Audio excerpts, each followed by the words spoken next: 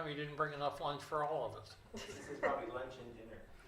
I did have a little bit of lunch. I just came from a cross-country meet in down at AC, and I got home like 30 minutes ago. Found out that they wanted us here at 6:45, not 7, and my parents had to rush to make me a sandwich since we were still getting Don't you feel bad now? So it's your parents' fault that we didn't get anything. They didn't pack enough for all of us.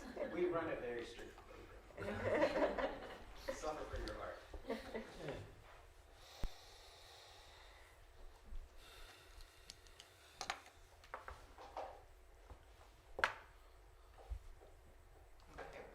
Good. All right. Call the meeting to order. Will please stand for the Pledge of Allegiance. Remain standing, please. I pledge allegiance to the flag of the United States of America and to the republic for which it stands, one nation, under God, indivisible, with liberty and justice for all. We are thankful for this special community, for the time we share together, and the bounty of our nation. We are thankful for the commitment of our people who volunteer their time and talents to make our community a better place to work, live, and raise a family. We know that we alone cannot meet the challenges or provide sufficient inspiration without community involvement and the dedication of all concerned to the greater good of this city and all who reside in it. We are thankful for the beauty, the time, and the place that is Frostburg. Amen. Amen. You can all be seated.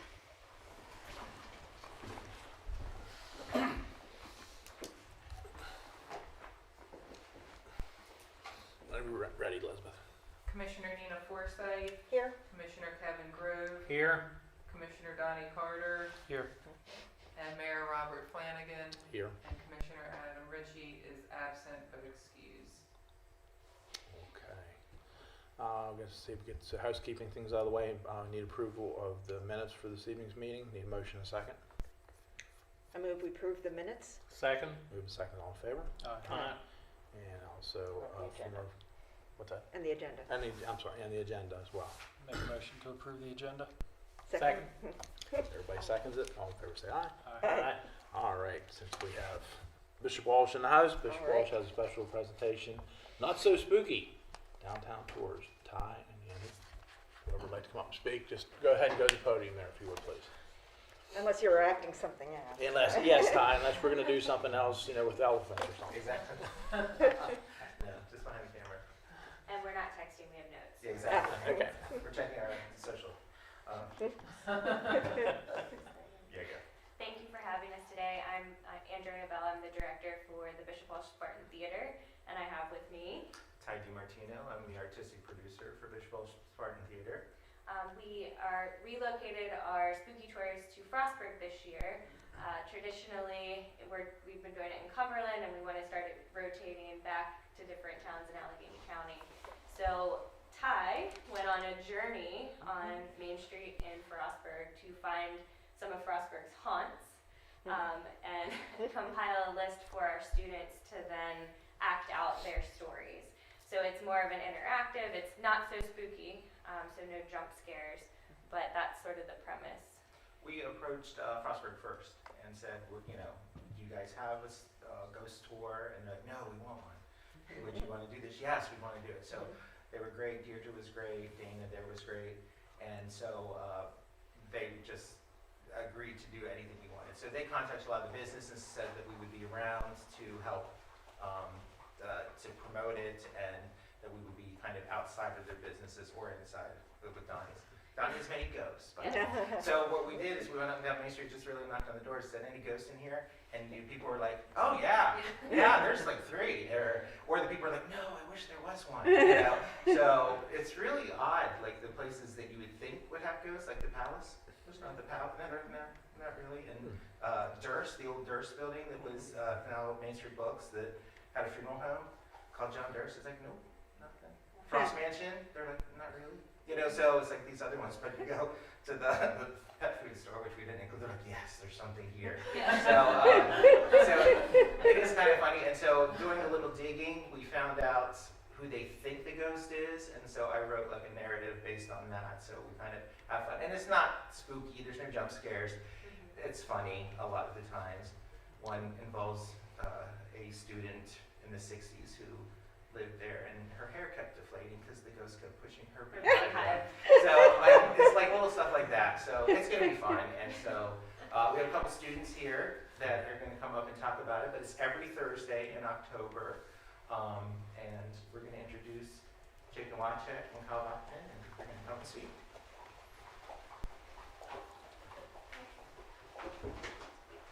Thank you, Commissioners, Mr. Mayor, and Ms. Stallman.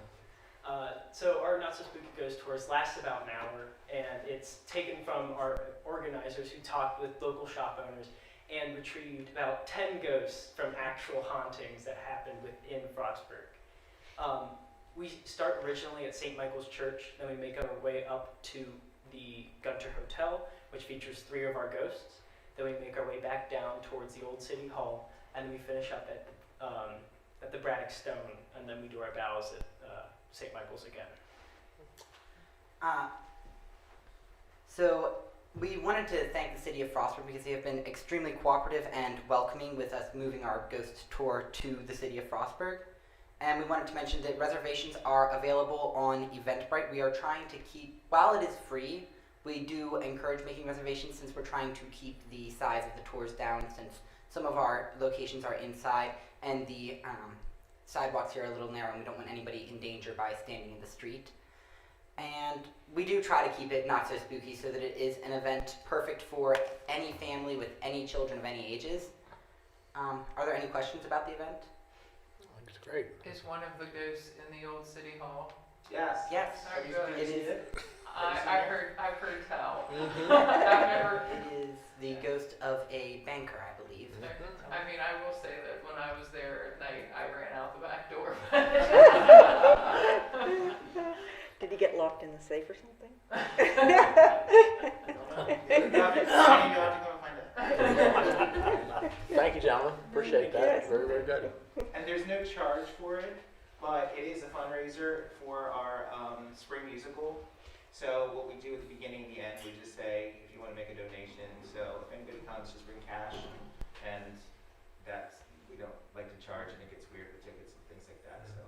What time you said? It starts at 7:30, 7:30. every Thursday in October. Is there a Facebook page or anything for it? There is. It's on the Bishop Walsh Spartan Theater Facebook Okay. page, and the event's listed there that will then take you to Eventbrite. Okay. Do you want us to share that to the city page? Yes, if you could, that would be awesome. Okay. Thank you. How long will the tour be, or how many people do you want to accept? Like What's your ideal size? If 100 people showed up, would that be too many? Or would you be able to handle that for a tour? We're gonna space the groups out every 15 minutes, so we do have multiple tour guides to accommodate that. We're gonna do groups of 20, so Ty and I will also be tour guides if needed, but we do have student tour guides that are gonna do the first 2 groups, 15 minutes spaced out, and then if more Huh. add on, we'll build it from there. The biggest night we had in Cleveland was 80, was it 80? So 80 people the whole night, or just in one group? One group. It was one group. And so that was. Because I went to one in Cumberland years ago, Right. and there were probably 100 people all walking together. Wow. Yeah, and it goes on. It seems like somebody does it one Thursday, they go to the next, and they're like, oh, you should come and see it. Yeah. And it's fun. It's different. Although we get heckled a lot. We're like walking through, and people just drive by, beep, beep, hey! So, if you can do something about that, Nicholas. He's one of the main hecklers. That was a police car that went past. Are students impersonating the ghosts? Yes. Okay, Yeah. that'll be cool. It's a different spin on it, so you, at each stop, they're dressed in full character as to what the shop owner or business owner has indicated what that ghost looked like. Mhm. And then they come alive and then tell you about the story and just, or they're seen that they're stuck in a loop in. So it's fun in that way. Cool. Sounds like a lot of fun, Yeah. BW. All right. Anybody else have any questions for them? All right, looking forward to it. Yeah. Okay, we'll have to, at least one of the evenings, we'll probably be late getting out to see you, but we'll try to get out to see you, okay? So, Thank you. all right. You're all welcome to stay, or you all can take off wherever you want to go. Well, we might want to get a picture at the end of you guys. Okay, Okay, all right, very good, okay. All right, special presentation, American Commissioners reports, so we need, see, we have Halloween announcements. You like to make some Yes. Halloween announcements? That is coming up. This year, trick or treating is going to be on Halloween, October 31st. The parade is going to be on Monday, October 30th. So first the parade and then trick or treating, separate nights. The parade is going to end up at City Place with a party for the kids. And if you have any questions about it, you can contact me or Brian Boat, Director of Parks and Rec, or anybody else really at City Hall, really, they'll know. Okay, very good. Oh, I do have a little aside for this.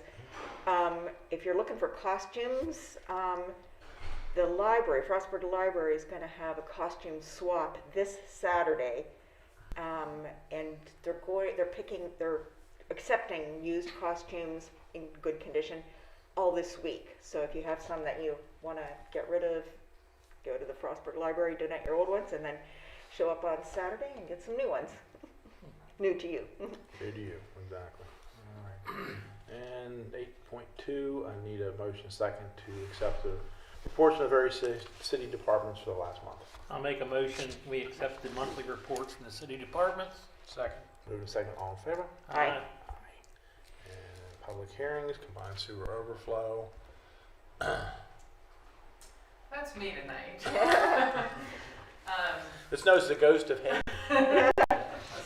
Hayden is at the National Rural Water Conference this week, trying to defend his title as the fastest water meter assembler or reassembler in the country.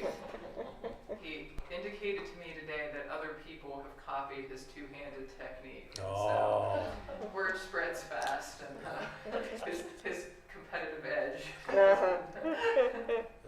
So anyway, they are finishing up phase 9C on the CSO project. That should be wrapped up here shortly. And phase 10A, which is predominantly lining the sewer pipe that goes through the swamp, as we call it, but back behind McCullough Street from Mountain Ridge down to Green Street. Most of that work will be done just relining that pipe, so it won't have as much of a traffic and construction impact in some of these more recent projects. And then, as always, they are completing smoke testing. Residents will begin to get notifications about their downspouts being connected to the sewer system. But if you already know that your downspouts are connected, we would encourage you to daylight them by putting them out to splash box. That's all I have, but I'd be happy to answer any questions about separating the combined sewer system. All right. Liz, thank you. Old business, we don't have old business, so to new business, resolution 2023-45. Okay, as Hayden has discussed with you multiple times, the Centennial Street water line is a project that he has prioritized for replacement. One, because of known issues with the water line, and two, because Columbia Gas plans to do work in that area. So by timing the city's efforts with Columbia Gases, we can ensure that the road is only disturbed once, the construction gets finished hopefully over this winter into early spring, and then the road can be repaved next year. This way we're doing this project would be funded with American Rescue Plan Act funds, but rather than doing like a full design on replacing the water line, Hayden spec'd out the amount of materials needed, which is what this is for. It's in the amount of $55,294.34 for pipe, hydrants, tees, curb boxes, everything you can imagine that you would need to do this water project. And then he's going to be opening bids on this coming Thursday for the time and materials, the time water department with this project. Because it's a fairly large length, our water department is busy doing all of their other regular duties, and they can't just completely stop doing that to do the construction project. So that, the construction side of it will be a resolution for you next month, but so we can go ahead and get the pipe ordered. I'd ask for a motion and a second to approve resolution 2023-45. I'll make a motion to approve resolution 2023-45. Second? Move to second. Any public comment? At the water flow, all in favor? Aye. Elizabeth, do you know about how many blocks at a time will be under construction? I'm gonna, Just a rough guess. I think they're only gonna do Section. a small section at a time, because it's just the water line. It won't be as intense, I guess, as a CSO project where they're doing water, storm, and sewer. And so they'll be just doing like a trench where the water line is, but then they have to cut across to the hydrants and all the service connect, and tie in all the service connections. So I'd say it's going to be a modest stretch of what they can get done in a day, replace and then backfill. It won't be whole blocks shut down at a time. Okay, great. So.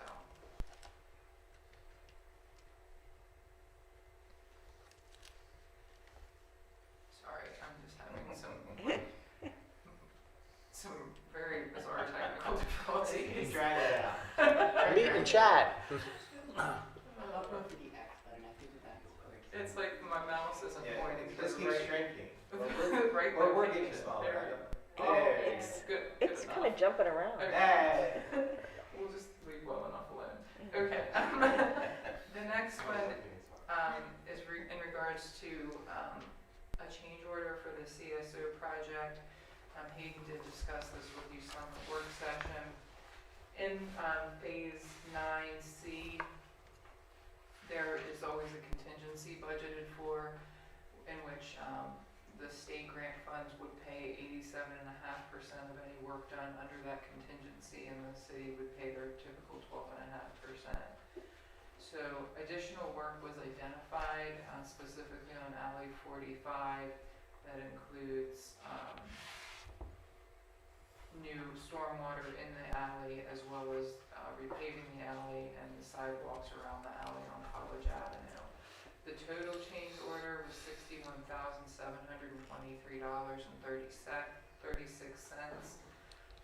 The city's contribution is $11,273, and grant reimbursement would be a little over $50,000.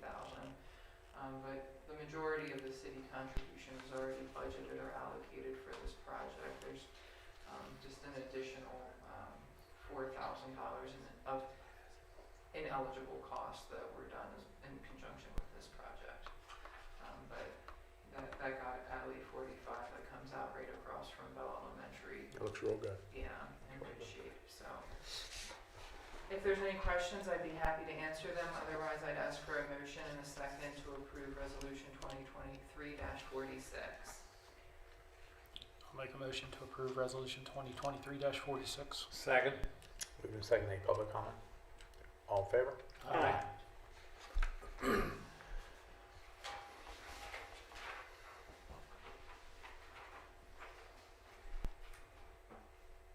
Good evening. Tonight I have for your consideration Resolution 2023-47. This resolution would approve amendments to the city's fee schedule.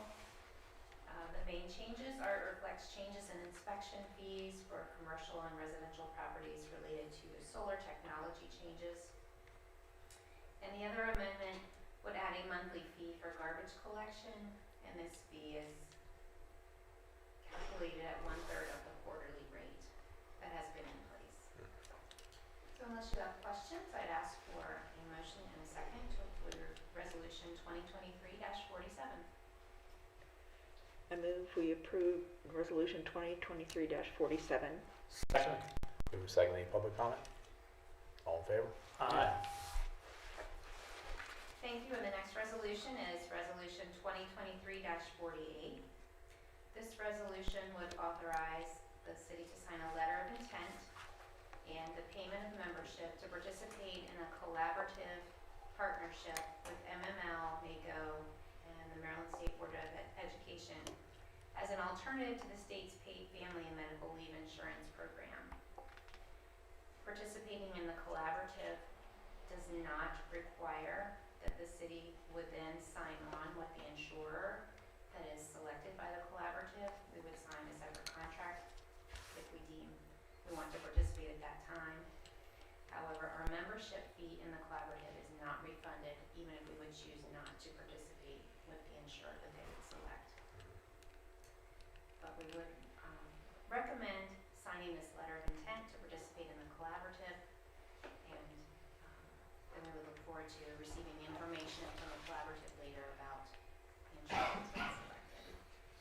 So I'd ask for a motion and a second to approve Resolution 2023-48 that would authorize the city to participate in the collaborative and pay the membership fee. I move we approve Resolution 2023-48. Second. Move second, any public comment?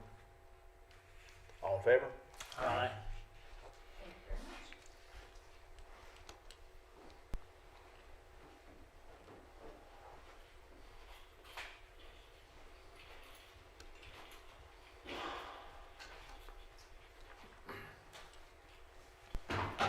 Good evening, Mayor and Commissioners. I'd like to draw your attention to Resolution 2023-48, which is a request from Frostburg First to temporarily repeal the open container ban during the Fall Arts Walk, which is scheduled for Saturday, October 21st. No problems in the past. There are stipulations about no glass containers. Very positive event. I would recommend your approval. And unless you have any questions of me, I would respectfully request a motion in a second. I'll make a motion, we approve Resolution 2023-49. Second. Move to second, any public comment? Yes, sir. I'd just like to say that I trust our local police officer, so if he believes that that would be a rule that needs passed, then I fully support our police. All right, very good. Yes, All in favor? Aye. Okay, next, for your consideration tonight, I have Resolution 2023-50, as discussed in your work session. This relates to the city's travel policy. Earlier this year, we recommended to you that the city adopt the federal government's per diem rates, and we found that that is very hard in practice to enforce, and it really just isn't really practical at the end of the day. So with Chief Costello's assistance, the travel policy has been modified to reference the per diem rate as guidelines, but it says instead each city employee shall be responsible stewards of the city's financial resources when incurring expenses for meals and incidental expenses. Excessive or unreasonable expenditures are not permitted. Excessive or unreasonable expenditures will be addressed by the city administrator and may result in the imposition of restrictions. And there's more language to that effect throughout the document. If there's any questions, I'd be happy to answer them. Otherwise, I'd ask for a motion in a second to approve Resolution 2023-50. Make a motion to approve Resolution 2023-50. Second. Move to second, any public comment? All in favor? Aye. Next, this has been very slow going, but several months ago in closed session, we discussed the acquisition of 34 North Water Street. The city owns 36 and 40 North Water Street. No, I take that back. The city owns 40 and 42 North Water Street, and we possess the tax sale certificate for 36 North Water Street, and are in the process of foreclosing, but there are some title issues that need to be addressed before we can actually foreclose on that. So 34 North Water Street is a blighted property. in poor condition, and it is being foreclosed on. Fannie Mae is the current owner, working with their attorney and then the local realtor. They have agreed to sell it to the city in the amount of $17,000. The funds for this would come out of the Fund 007. Is that what it's called? 07. I like 007. The Community Development Special Projects Fund. We haven't used that fund in a while, but that is old loan repayments from previous community development type grants, and can be used for projects like blight remediation. So I don't have any contract documents yet, but this resolution would authorize me to sign a contract and then move forward to get ready for closing. Once all 4 properties are in city ownership, or at least 3, we would seek to raise all of the properties, and then once the city has clear title to all of them, solicit some new housing opportunities there. So that's the idea for acquiring the properties, to get rid of blight, but also facilitate some new development. Future development, sure. So if there's any questions, I'd be happy to answer them. Otherwise, I'd ask for a motion and a second on resolution 2023-51. I make a motion to approve resolution 2023-51. Second. Move second, any public comment? All in favor? Aye. Okay. Chief, you're not mentioned here, but since you're at the mic, Honored sir, What's thank happening? you, Mayor, Commissioners. Again, I have the report for the Police Department for the month of August 2023. We had 694 incidents, and that's compared to 720 incidents in August of 2022. So, as usual, pretty diverse array of activities. We had 22 arrests of various sorts. I will mention just briefly, we all know that a few weeks ago we had a very serious matter with a very evil actor engaging in very evil acts with the assault and abduction and those sorts of things. We've all seen the news releases. We are looking forward to his successful prosecution. But I do want to say that I'm very appreciative of the community's help during that day, and the help of our allied law enforcement agencies. We had police officers from every agency up here scouring our streets, and we had a lot of private citizens who came out to try to help too. I was very appreciative of that. And of course, the state police brought up the helicopter, so it was nice to see the resources come together and work together for good. And that truly was good versus evil. And there aren't a lot of people I call evil, but that is one individual I think is truly evil. So that situation is, again, terrible. So aside from that, on the positive side, which, I prefer to focus on the positive, we had a very nice block party. It was the first time in a couple years, I think, or at least maybe 2 years since we had it. It was a nice turnout from the community and the students, and we were very happy that a lot of the college students were wearing our little handout police hats that are really for little kids, with the college students had a lot of fun, so that was cool. And Commissioner Grove and I Thursday were at the Police Academy graduation for our newest police officer, Noah Foofman. We're glad that he's with us. And we're in the process of renewing some of our routine grants for positive things like prescription take back and overdose prevention, overdose follow-ups, those sorts of things. So unless you have any questions, I will conclude my report. no, I think we all echo your sentiments in regards to our not so good day, but Yes, a day that actually did turn out very, very well. And again, we're very much appreciative to all our helpers. Yes, sir. Thank you, Mayor. Okay, all right. Open public comment. Any citizens wishing to speak, address the mayor and council, please come to the podium, state your name and address for the official record. I can, if it's okay. I'd just like the chance to thank our Frostburg police for handling the abduction of a child down here in the village so quickly. I believe she was only gone for 2 hours, and you guys were able to track her right down. You guys acted swiftly, and you didn't mess around. So, thank you. Thank you, sir. Really appreciate it. Yes, sir. It's truly a team effort. We had quick help from the Housing Authority getting us some video surveillance, which was instrumental in being able to help identify the persons. So truly a community CCTV and effort. everything. They wasted no expenses, so, Thank you. That Yes, sir. means a lot to hear. Thank you. We appreciate it. yes, sir. Appreciate that. Anyone else? Yes, sir.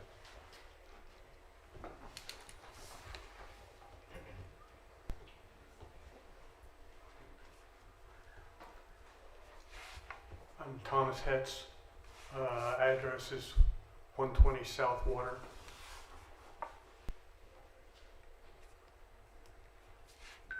I would like to thank the chief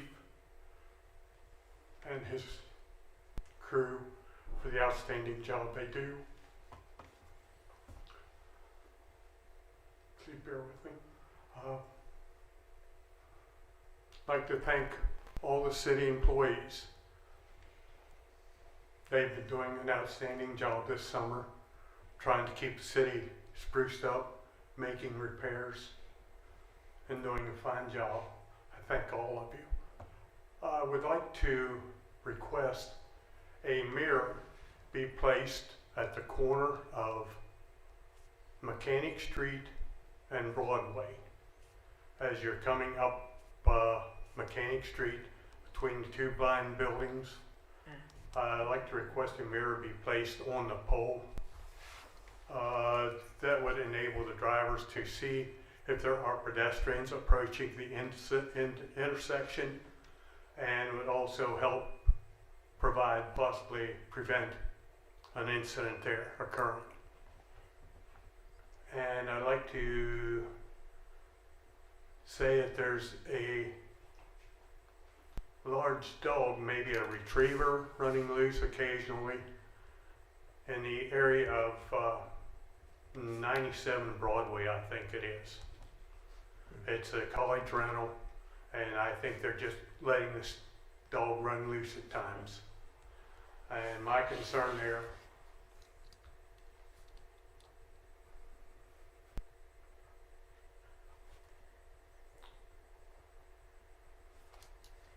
is not just for the general public, but all our kids.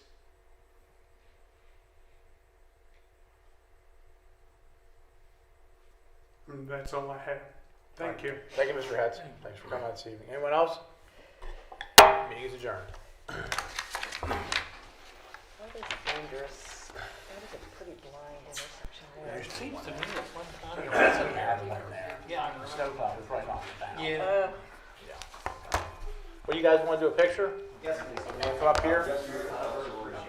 Yeah, you want to get this, us, yeah. We have this wonderful backdrop, so. Need to lean over your shoulder. exactly. Come on.